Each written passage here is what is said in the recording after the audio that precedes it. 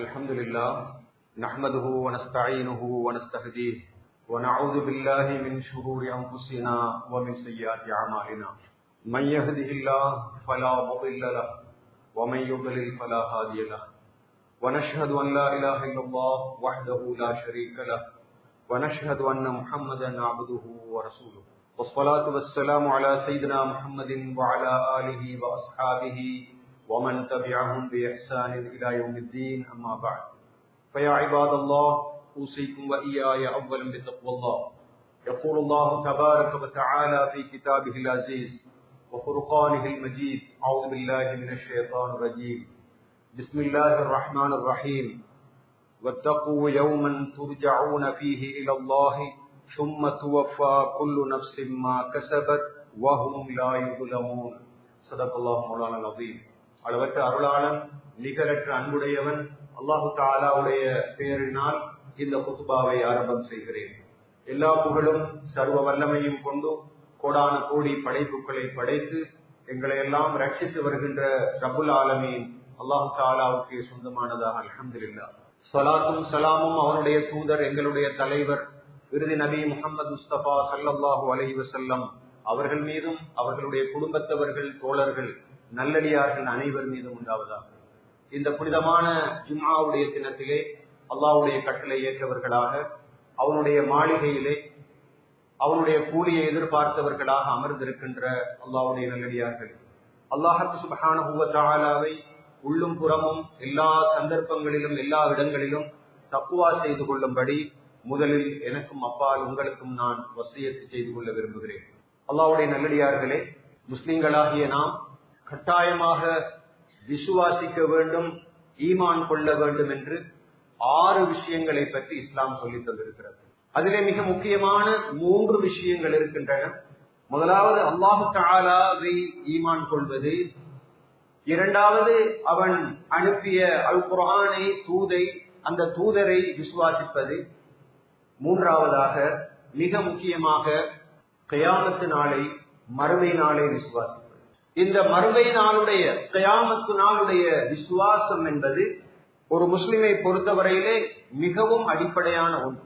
ஈமானின் ருக்கன்களிலே தூண்களிலே ஒன்றாக இருக்கிறது.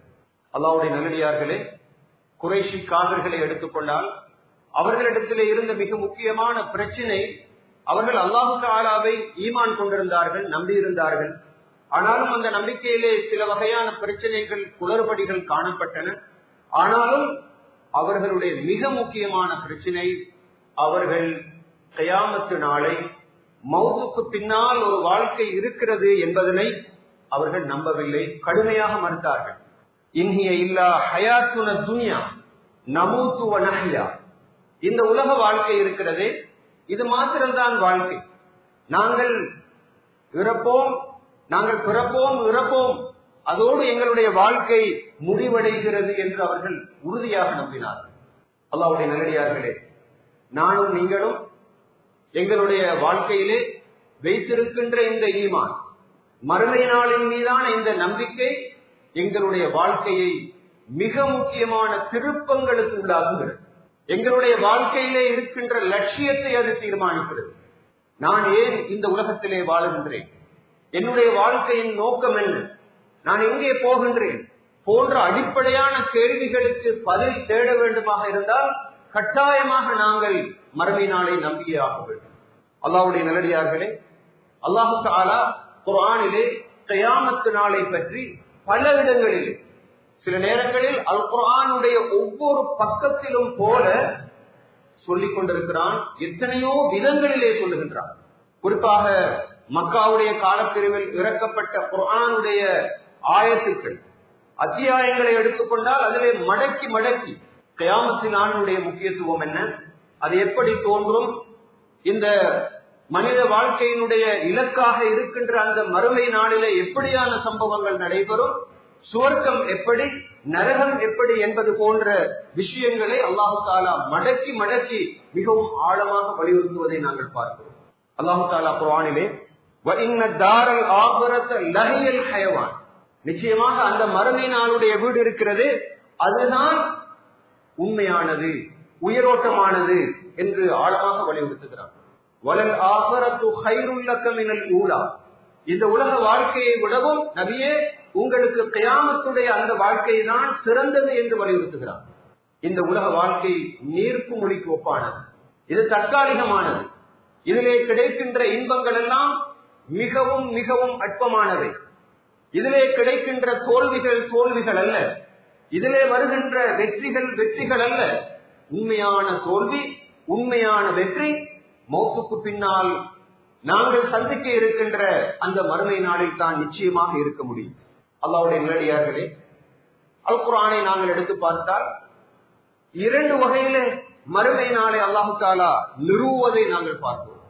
அதனை நிறுவுவதற்கு சில வகையான அணுகுமுறைகளை அல்லாஹ் தஆலா கையாளுகிறார்.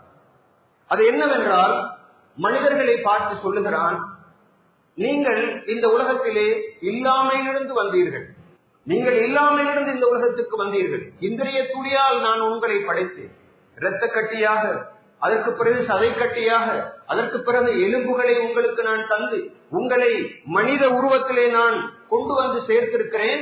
இப்படிப்பட்ட இந்த மிகப்பெரிய வேலையை செய்கின்ற எனக்கு அல்லாஹ் தஆலா கேட்கிறான் பல இடங்களிலே, உங்களை உயிர்ப்பித்ததற்கு, மரணித்ததற்கு பின்னால் உயிர்ப்பிக்க செய்வது கஷ்டமாக இருக்குமா என்று அல்லாஹ் தஆலா கேள்வியாக கேட்கிறான்.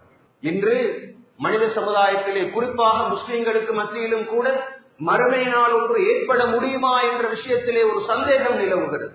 அந்த சந்தேகம் தான் பாவங்கள் செய்வதற்கு துணையாக அமைகிறது. அந்த சந்தேகம் தான் மனிதன் நற்கர்மங்களிலே ஈடுபடாமல் இருப்பதற்கு காரணமாக அமைகிறது. எந்த அளவு தூரம் அவருடைய உள்ளத்திலே மறுமை நாளை பற்றிய விசுவாசம் ஆழமாக இருக்கிறதோ அது அவனுடைய எண்ணத்திலே வெளிப்படும், அவனுடைய செயல்களிலே வெளிப்படும், அவனுடைய வார்த்தைகளிலே வெளிப்படும். மனிதன் பாவம் செய்வதற்கு அடிப்படையான காரணம் அல்லாஹ்வை பற்றிய நம்பிக்கையில் இருக்கின்ற பலகீனம். மறுமை நாள் வரும் என்ற விஷயத்திலே, அங்கு மிக கடுமையான விசாரணை நடக்கும் என்ற விஷயத்திலே அவனுக்கு இருக்கின்ற அந்த நம்பிக்கையினுடைய பலகீனம் தான் அவனை இவ்வளவு தூரம் மோசமானவனாக மாற்றுகிறது. எனவே அல்லாஹ் தஆலா என்ன சொல்கிறான் என்றால், அவன் கேட்கின்றான், குல் யுஹீஹல்லதி அன்ஷஅஹா அவ்வல மர்ரா. ஒரு முறை ரசூல் ஸல்லல்லாஹு அலைஹி வஸல்லம் அவர்களிடத்திலே வந்த ஒரு குறைஷி காபிர் ஒரு உக்கிய எலும்பை எடுத்து கொண்டு வந்து, இப்படிப்பட்ட இந்த எலும்பை இது உக்கியதற்கு பின்னால் உமது இரட்சகன் உயிர்ப்பிப்பானா என்று கேட்ட பொழுது அல்லாஹ் தஆலா சொல்லுகின்றான், எப்படி இந்த எலும்பை அல்லாஹ் தஆலா முதலிலே படைத்தானோ அந்த இரட்சகனுக்கு அந்த எலும்பு உக்கை மண்ணாகி போனதற்கு பின்னால் மீண்டும் உயிர் கொடுத்து எழுப்புவதற்கான ஆற்றல் அதற்கு இருக்கிறது என்ற குர்ஆனுடைய வசனம் சூரத் யாசீனிலே இறங்குகிறது. குல் யுஹீஹல்லதி அன்ஷஅஹா அவ்வல மர்ரா. எப்படி ஆரம்பத்திலே அல்லாஹ் தஆலா இல்லாமையிலிருந்து, மிகவும் அற்பமான இந்திரிய துளியிலிருந்து இந்த மனிதனை சிருஷ்டித்தானோ அந்த அல்லாஹ் தஆலாவுக்கு இந்த மனிதன் இறந்ததற்கு பின்னால் அவனை மீண்டும் படைப்பதற்கான, உயிர் கொடுத்து எழுப்புவதற்கான சக்தி, ஆற்றல் இருக்கிறது என்று அல்லாஹ் தஆலா கூறுகிறான். யகூலுல் இன்சானு அஇதா மா மித்து லஸௌஃப உக்ரஜு ஹய்யா. மனிதன் கேட்கின்றான், நான் மௌத்தாகி போனதற்கு பின்னால் நான் உயிரோடு எழுப்பப்படுவேனா என்று மனிதன் கேட்கின்றான்.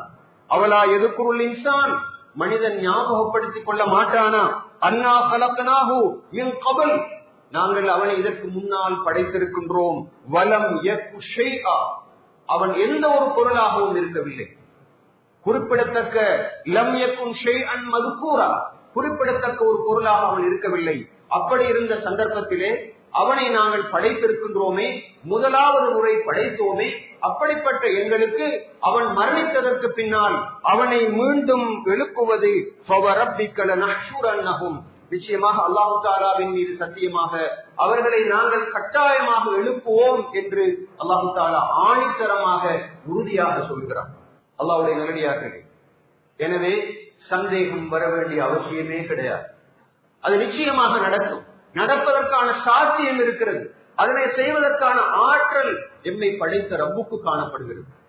இந்த உலகத்திலே கோடான கோடி மக்கள் பிறந்திருக்கிறார்கள், இறந்திருக்கிறார்கள். இவர்கள் அனைவரையும் படைத்தது யார்?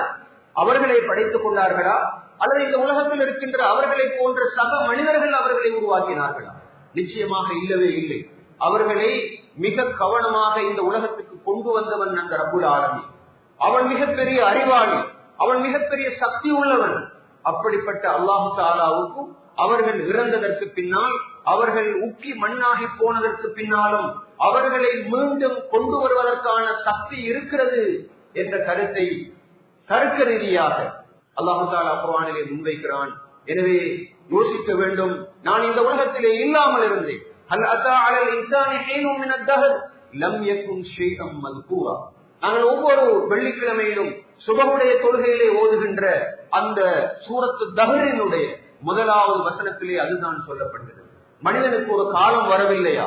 ஹல் அத்தா அலல் இன்சானி ஹீனும் மினத் தஹர் லம் யகுன் ஷைஅம் மذ்கூரா. குறிப்பிடத்தக்க ஒருவனாக அவன் இருக்கவில்லை. அவன் இல்லாமல் இருந்தால் அதற்கு பிறகுதான் அவனை நாங்கள் படைத்தோம், இந்திரிய துளியாக அவனை இருந்த சந்தர்ப்பத்திலிருந்து கொண்டு வந்திருக்கிறோமே என்று அல்லாஹு தஆலா சொல்லுகிறான். அல்லாஹ்வுடைய நல்லடியார்களே, சந்தேகம் வர வேண்டிய அவசியம் கிடையாது. ஆரம்பத்திலே படைத்திருக்கின்ற அந்த ரப்புக்கும் மீண்டும் உயிர் கொடுத்து எழுப்புவது என்பது மிக மிகவும் இலேசான காரியம் என்பதை நாங்கள் தர்க்கவியல் அடிப்படையிலே நிறுவ வேண்டியிருக்கிறது, நம்ப வேண்டியிருக்கிறது. அல்லாஹு தஆலா குர்ஆனிலே மறுமை நாள் இருக்கிறது என்பதை நிறுவுவதற்கு இன்னொரு வகையான தர்க்கத்தை கொண்டு வருகிறார். அது என்னவென்றால், நீங்கள் உங்களுடைய பூமியை பாருங்கள். அது கட்டாந்தரையாக இருக்கிறது. அதிலே தாவரங்கள் முளைப்பதற்கான எந்த ஒரு சாத்தியமும் இல்லாமல் மிகவும் வறண்ட நிலையிலே ஒரு பூமி காணப்படுகிறது. அதன் மீது அல்லாஹு தஆலா மழையை இறக்குகின்றான். அதற்கு பிறகு அந்த பூமியிலே தாவரங்கள் உயிர் தெழுகின்றன, மீண்டும் பசுமையான ஒரு நிலை உருவாகிறது. இந்த நிலையை கொண்டு வந்தவன் யார்? இறந்த பூமியை உயிர்ப்பித்த அல்லாஹு தஆலாவும் இந்த கட்டாந்தரையில் எந்த விதத்திலும் சாத்தியம் இல்லாமல் இருந்த அந்த பூமியை வளமுள்ள பூமியாக மழை பெய்ய வைத்து அதனை உருவாக்கிய அல்லாஹு தஆலாவுக்கு, அதனை மீண்டும் உருவாக்கிய அல்லாஹு தஆலாவுக்கு, நீங்கள் மௌத்தாகி போனதற்கு பின்னால் உங்களுடைய கபறுகளிலிருந்து உங்களை உருவாக்குவது அவனுக்கு எப்படி கஷ்டமாக இருக்க முடியும் என்று இரண்டாவது தர்க்கத்தை அவன் முன்வைக்கின்றான். அல்லாஹ்வுடைய நல்லடியார்களே, இவற்றையெல்லாம் நாங்கள் சிந்திக்க வேண்டும். நாம் அல்லாஹு தஆலா இருக்கிறான் என்பதை உறுதியாக நம்புகிறோம் என்றால் அவன் விசாரணை மன்றம் ஒன்றை ஏற்படுத்துவது அவசியம் என்ற கருத்தை எமது சிந்தனையால் உறுதியாக புரிய வேண்டும். இந்த உலக வாழ்க்கைக்கு அல்லாஹு தஆலா ஒரு அர்த்தத்தை கொடுத்திருக்கின்றான். அந்த அர்த்தம் மறுமை நாளை ஏற்படுத்துவதன் மூலமாக அமைக்கப்பட்டிருக்கிறது. அல்லாஹ்வுடைய நல்லடியார்களே, இந்த உலகத்தை நாங்கள் எடுத்து பார்த்தோம். இந்த உலகம் போலியானது, தற்காலிகமானது, அழியும் தன்மை கொண்டது, நிரந்தரமற்றதாக இருக்கிறது. அப்படியாக இருந்தால் எமது புத்தி சொல்லுகிறது, நிரந்தரமான ஒரு உலகம் தேவை, சத்தியமான ஒரு உலகம் தேவை, முடிவற்ற ஒரு உலகம் தேவை. இந்த நாம் வாழுகின்ற இந்த உலகம் அரைக்குறையாக காணப்படுகிறது, பல்வேறுபட்ட குறைகளை கொண்டதாக காணப்படுகிறது, பல்வேறுபட்ட ஏற்றத்தாழ்வுகளையும் பிரச்சனைகளையும் கொண்டதாக இருக்கிறது. ஒரு மனிதன் படுமோசமான வறுமையில் இருக்கின்றான். இன்னொரு மனிதனை எடுத்து பார்த்தால் அவன் செல்வ செழிப்பிலே தன்னுடைய சொத்துக்களை எப்படியெல்லாம் அனுபவிப்பது என்று தெரியாத அளவுக்கு வாழ்ந்து கொண்டிருக்கிறான். இன்னும் சிலரை எடுத்துக்கொண்டால் நல்ல அங்கவயவங்கள் கொண்டவர்களாக இருக்கிறார்கள், இன்னும் சிலர் அங்கவீனர்களாக இருக்கிறார்களே. இப்படியான சந்தர்ப்பத்தில் சிலர் நிம்மதி இல்லாமல் உலகத்திலே வாழ்ந்து கொண்டிருக்கிறார்களே. பிரிவால் மனிதன் கஷ்டப்படுகிறான், தோல்வியால் கஷ்டப்படுகின்றான், பின்னடைவினால் கஷ்டப்படுகின்றான். இப்படியான பல வகையான கவலைகள், பிரச்சனைகள், சிக்கல்கள், சங்கடங்கள் நினைந்ததாகத்தானே இந்த உலகம் காணப்படுகிறது என்று மனிதன் பார்க்கின்ற சந்தர்ப்பத்திலே இந்த பிரச்சனைகள் அனைத்துக்கும் ஒரு முடிவு இருக்கிறது. அதற்காகத்தான் நிரந்தரமான ஒரு உலகம் இருக்கிறது. அந்த உலகத்திலே கவலை கிடையாது, அந்த உலகத்திலே வறுமை கிடையாது, அந்த உலகத்திலே ஏற்றத்தாழ்வு கிடையாது, அந்த உலகத்திலே இன்பங்களை அனுபவித்துக் கொண்டு போகின்ற பொழுது அந்த இன்பங்களுக்கு எந்த முடிவும் கிடையாது. எவரை பற்றிய அச்சமும் பயமும் அந்த இன்பங்களை அனுபவிப்பதற்கு கிடையாது. அப்படிப்பட்ட ஒரு உலகம் தேவை என்று எமது புத்தி சொல்லுகிறது. அல்லாஹ்வுடைய நல்லடியார்களே, நீங்கள் பார்க்கின்றீர்கள், இந்த உலகத்தை எடுத்துக்கொண்டால் நல்லவர்களுக்கு காலம் இல்லை. நல்லவர்கள் சிறையிலே இருப்பார்கள். தூற்றப்படுவதையும் புறக்கணிக்கப்படுவதையும் சமூகத்திலிருந்து ஒதுக்கப்படுவதையும் நாங்கள் பார்க்கலாம். மோசமானவர்களுக்கு செங்கம்பள வரவேற்பு விரிக்கப்படுவதை நீங்கள் பார்க்கலாம். அதுதான் உலக வாழ்க்கை.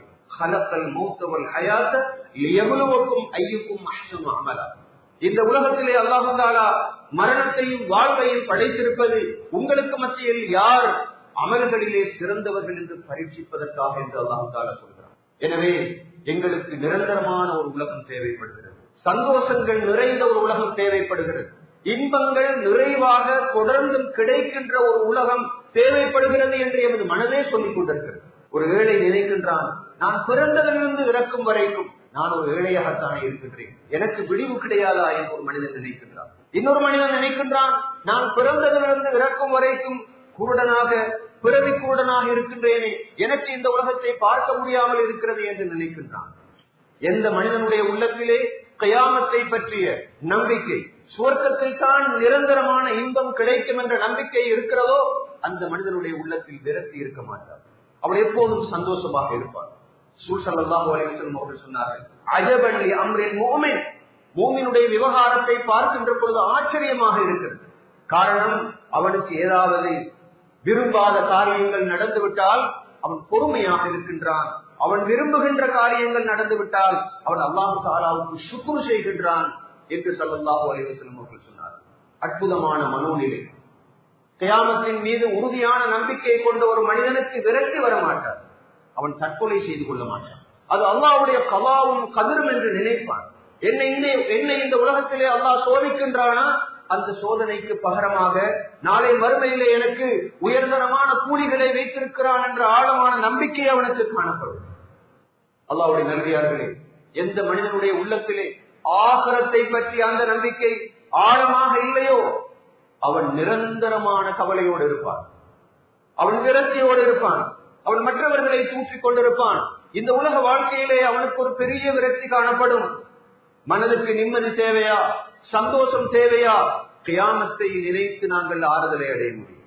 அந்த ஆறுதல் கியாமத்தினுடைய நம்பிக்கையின் ஆழத்தை தான் நிச்சயமாக காண்கிறது.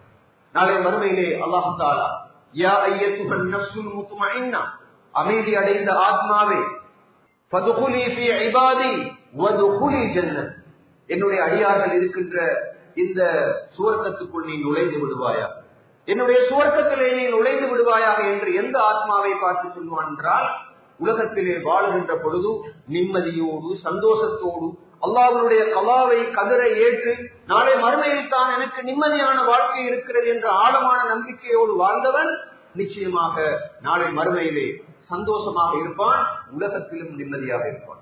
எவ்வளவு பெரிய தோல்வி வந்தால், எவ்வளவு பெரிய பின்னடைவு வந்தால், எவ்வளவு பெரிய சவால்கள் வந்தால், ஹஸ்புனல்லாஹு வ நிஅமல் வக்கீல், அல்லாஹ் தஆலா எங்களுக்கு போதுமானவன், நாங்கள் தவக்குள் வைப்பதற்கு அவனே போதுமானவன் என்ற அற்புதமான ஒரு மனநிலை அவனுக்கு இருக்கும். அவனுக்கு மாத்திரைகளை பாவிக்க வேண்டிய அவசியம் கிடையாது. உண்மையாகவே பார்த்தால் அவனுக்கு கவுன்சிலிங் தேவைப்பட மாட்டாது. காரணம், அவனுடைய கற்றுக்கோடு அல்லாஹ், அவனுடைய வாழ்க்கையின் இலட்சியம் மறுமை, அந்த மறுமையில் தான் எனக்கு எல்லாம் நிம்மதியாக கிடைக்கும் என்ற அந்த சந்தோஷத்திலே அவன் இருப்பான். அல்லாஹ்வுடைய நல்லடியார்களே, நாம் எப்போதும் அடிக்கடி ஞாபகப்படுத்த வேண்டிய விஷயம் தான் அந்த மௌத். ஒரு கஷ்டம் துன்பம் ஏற்பட்டு விட்டால் என்ன சொல்ல வேண்டும்? இன்னா லில்லாஹி வ இன்னா இலைஹி ராஜிஊன். மௌத்தாகினால் மாத்திரமல்ல, ஒரு கஷ்டம், ஒரு வீடு பத்துகிறது, ஒரு ஆக்சிடென்ட் நடந்திருக்கிறது என்று சொன்னால் உடனடியாக இன்னா லில்லாஹி வ இன்னா இலைஹி ராஜிஊன் என்றுதான் சொல்ல வேண்டும். நாங்கள் அல்லாஹ் தஆலாவுக்கு சொந்தமானவர்கள், நாங்கள் அல்லாஹ் தஆலாவிடமே திரும்பி போவோம். இந்த வார்த்தை ஒரு மூமினுடைய வாயிலே எந்த நேரமும் இருக்கும். இன்னா லில்லாஹி, நாங்கள் அல்லாஹ்வுக்கு சொந்தமானவர்கள். இந்த உலகத்திலே நாங்கள் கண்டம் துண்டமாக வெட்டப்படலாம், நாங்கள் பல வகையான சவால்களுக்கு முகம் கொடுக்கலாம். எனது இரட்சகன் மாத்திரம் என்னோடு கோபிக்கவில்லை என்றால், கியாமத்திலே என்னுடைய மீசான் பாதிக்கப்படாது என்றால் நான் அதனை பற்றி எந்த கவலையும் கொள்ள மாட்டேன் என்று சொல்லுகின்ற மிக உறுதியான மனப்பாங்கை கொண்டவன் தான் ஒரு மூமினாக இருப்பான். நாங்கள் மக்பராவுக்கு சென்றால் ஒரு துஆவை ஓதுவோம், அஸ்ஸலாமு அலா அஹ்லி தியார் மினல் முஃமினீன். இங்கு வாழ்ந்து கொண்டிருக்கின்ற, இந்த வீடுகளுக்குள் வாழ்ந்து கொண்டிருக்கின்ற மூமின்களே, உங்கள் மீது சாந்தி சமாதானம் உண்டாகட்டும். மக்பராவுக்குள் சென்றால் ஓத வேண்டிய துஆ அதுதான். மீண்டும் சொல்வோம், வ இன்னா இன்ஷா அல்லாஹு லலாஹிகூன்.